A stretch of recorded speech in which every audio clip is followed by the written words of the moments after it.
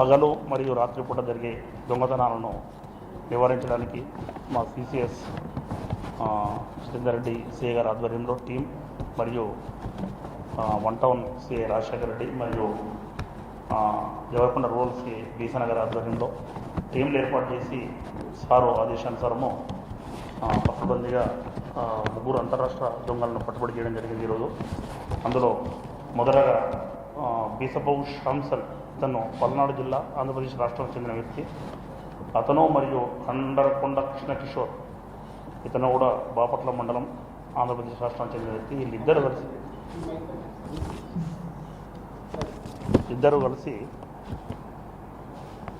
కలిసి Kolapalli X road దగ్గర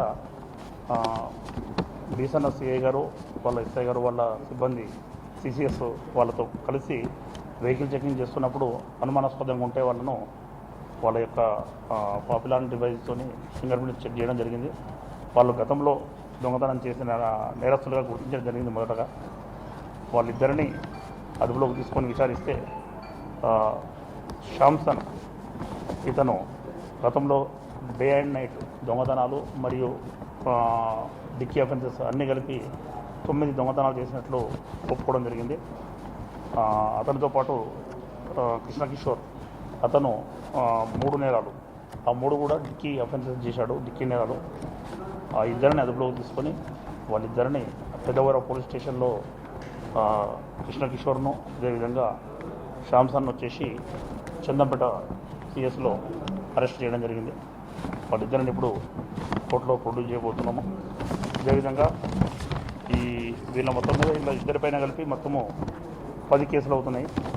అదేవిధంగా ఈరోజు ఉదయం అదేవిధంగా నల్గొండ 1 టౌన్ పరిధిలో ఒక వ్యక్తి అనుమానాస్పదంగా ఉంటే అతను బంగారు నగలు తీసుకొని వచ్చి జ్యువెలరీ షాప్లో అమ్మడానికి ప్రయత్నం చేస్తుంటే సిఐ గారికి మరియు సిబ్బందికి ఇన్ఫర్మేషన్ వచ్చి వెంటనే వాళ్ళు అతన్ని కూడా అదుపులో తీసుకొని విచారిస్తే అతను గతంలో అరెస్ట్ అయ్యి బెయిల్ పైన వచ్చిన వ్యక్తిగా గుర్తించడం జరిగింది. అతని దగ్గర బంగారు ఆభరణాలు కూడా స్వాధీనం చేసుకోవడం జరిగింది. అతడు దుర్గాప్రసాద్, ధర్మడి దుర్గాప్రసాద్, ఇతను కాకినాడ టౌన్కు చెందిన వ్యక్తి.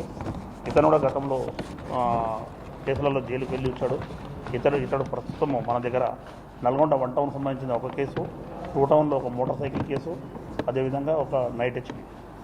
ఇతనిపైన 2 నైట్ హెచ్బీలు, 1 మోటార్ సైకిల్ థెఫ్ట్, అంటే మొత్తం 3 కేసులు ఇతను ఒప్పుకోలు చేయడం జరిగింది. వీళ్ళ 3 కలిసి టోటల్గా ఇప్పుడు మనకు 13 అఫెన్సెస్, 13 నేరాలు ఒప్పుకోవడం జరిగింది. అందులో 3 వచ్చేసి డిక్కీ అఫెన్సెస్ ఉన్నాయి, మిగతా వచ్చేసి పగలు అండ్ రాత్రికి సంబంధించినటువంటి హౌస్ బ్రేకింగ్స్ ఉన్నాయి, డే అండ్ నైట్ డిగ్రీలు ఉన్నాయి. ఇలా మొత్తము వీళ్ళ దగ్గర 115.5 అంటే దాదాపు 11.5 తులాల బంగారు ఆభరణాలు, అదేవిధంగా 300 గ్రాముల వెండి అంటే 30 తులాల వెండి ఆభరణాలు, ఒక మొబైల్ ఫోన్, ఒక బైక్ స్వాధీనం చేసుకోవడం జరిగింది. వీటి విలువ మొత్తము దాదాపు అన్నిటి కలిపి 13.5 lakhs 13.5 lakhs ఉంటుంది వీటి పడుతుంది. ఇలా 3 నేరస్తులను కూడా ఇప్పుడు కోర్టులో హాజరుపరచడం జరుగుతుంది.